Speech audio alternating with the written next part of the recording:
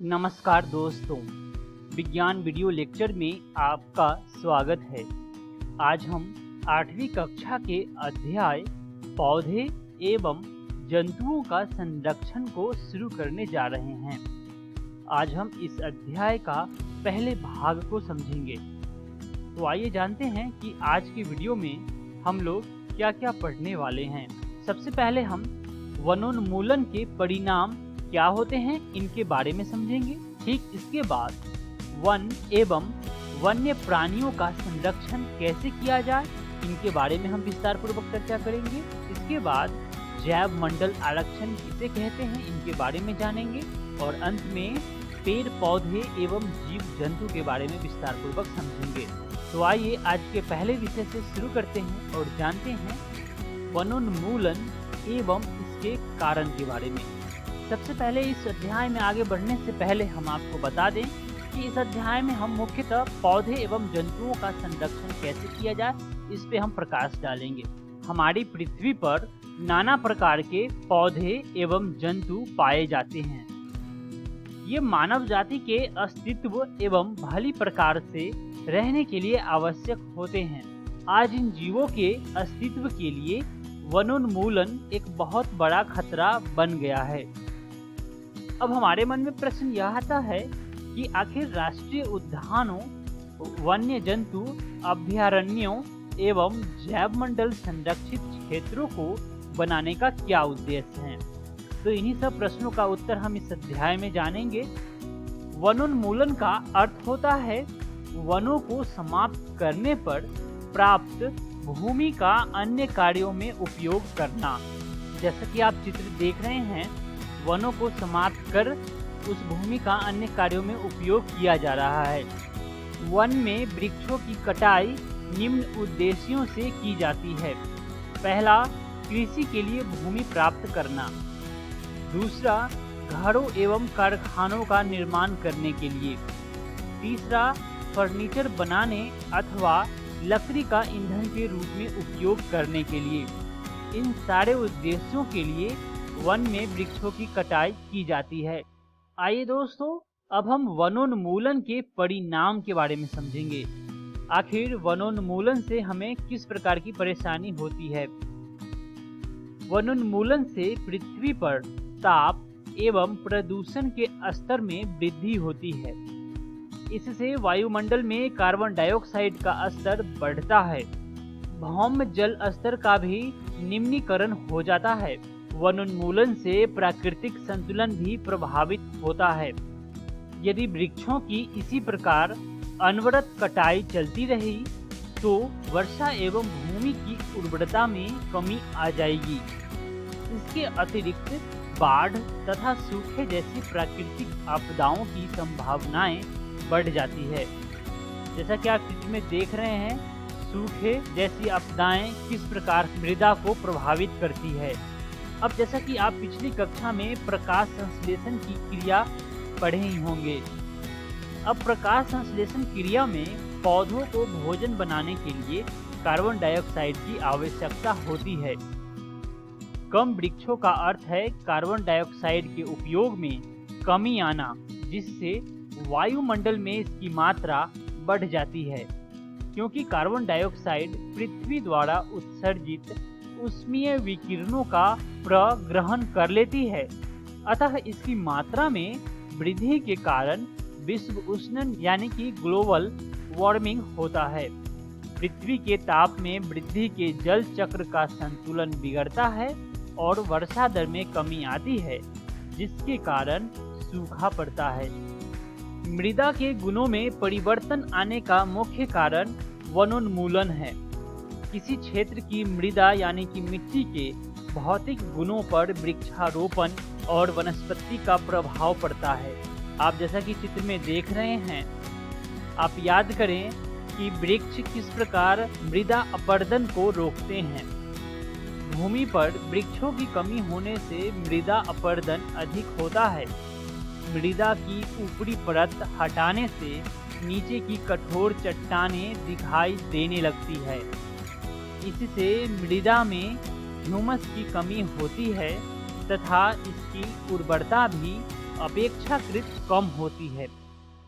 धीरे धीरे उर्वर भूमि मरुस्थल में परिवर्तित हो जाती है। इसे ही मरुस्थलीकरण कहते हैं। जैसा कि आप चित्र में देख रहे हैं, वनोन्मूलन से मृदा की जल धारण क्षमता तथा भूमि की ऊपरी सतह से जल के नीचे की ओर अंतःस्रवण पर भी विपरीत प्रभाव पड़ता है, जिसके कारण बाढ़ आती है। मृदा के अन्य गुण जैसे कि पोषक तत्व, गठन इत्यादि भी वनोन्मूलन के कारण प्रभावित होते हैं। आइए दोस्तों, अगला विषय की तरफ बढ़ते हैं और समझते हैं वन एवं वन्य प्राणियों का संरक्षण के बारे में। जैव मंडल पृथ्वी का वह भाग है जिसमें सजीव पाए जाते हैं अथवा जो जीवन यापन के योग्य हैं।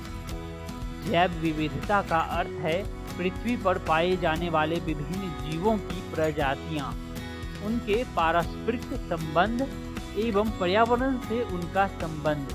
जैसा कि आप चित्र में देख रहे हैं, विभिन्न जीवों की प्रजातियां का उनके पारस्परिक संबंध और पर्यावरण से उनका संबंध कैसे होता है। आप चित्र को देखें और समझने की कोशिश करें। वन्य जंतु, अभयारण्य, राष्ट्रीय उद्यान, जैव मंडल, संरक्षित क्षेत्र इत्यादि पौधे और जंतुओं के लिए संरक्षित एवं सुरक्षित क्षेत्र है, जहां पर पौधे और जंतु सुरक्षित होते हैं। जैसा कि आप चित्र में देख रहे हैं। आइए दोस्तों, अब हम समझेंगे कि अभयारण्य, राष्ट्रीय उद्यान और जैव मंडल आरक्षित क्षेत्र में क्या अंतर है। सबसे पहले हम अभयारण्य के बारे में समझेंगे। अभयारण्य वह क्षेत्र है जहां जंतु एवं उनके आवास किसी भी प्रकार के विक्षोभ से सुरक्षित रहते हैं। वहीं राष्ट्रीय उद्यान वन्य जंतुओं के लिए आरक्षित क्षेत्र है, जहां वह स्वतंत्र रूप से आवास एवं प्राकृतिक संसाधनों का उपयोग कर सकते हैं।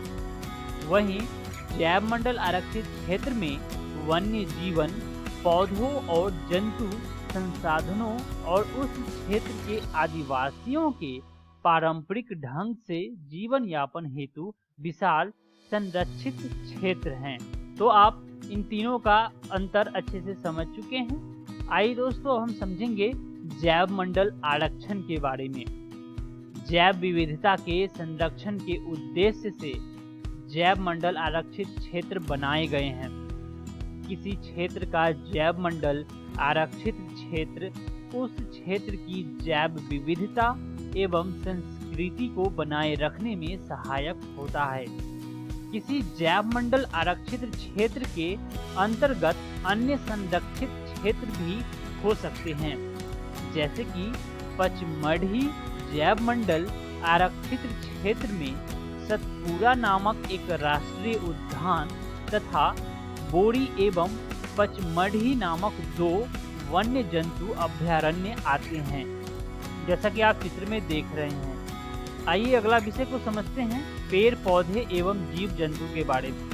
दोस्तों, आप कभी जैव मंडल आरक्षित क्षेत्र में भ्रमण करने गए होंगे तो आप वहां देखे होंगे लंबे लंबे सागौन यानी कि टीक के वृक्षों एवं वन्य प्राणियों को देखे होंगे।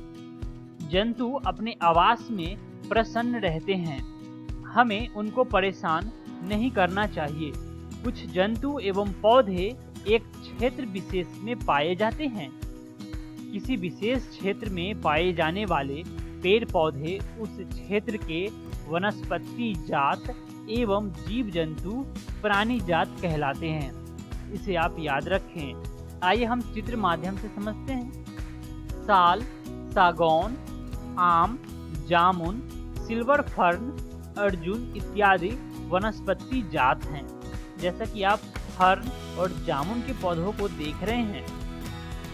चिंकारा, नीलगाय, बार्किंग हिरन, चीतल, तेंदुआ, जंगली कुत्ता, भेड़िया इत्यादि पचमढ़ी जैव मंडल आरक्षित क्षेत्र के प्राणी जात हैं। जैसा कि आप जंगली कुत्ता, चीतल, भेड़िया, तेंदुआ का चित्र देख रहे हैं। ये सभी जैव मंडल आरक्षित क्षेत्र के प्राणी जात हैं।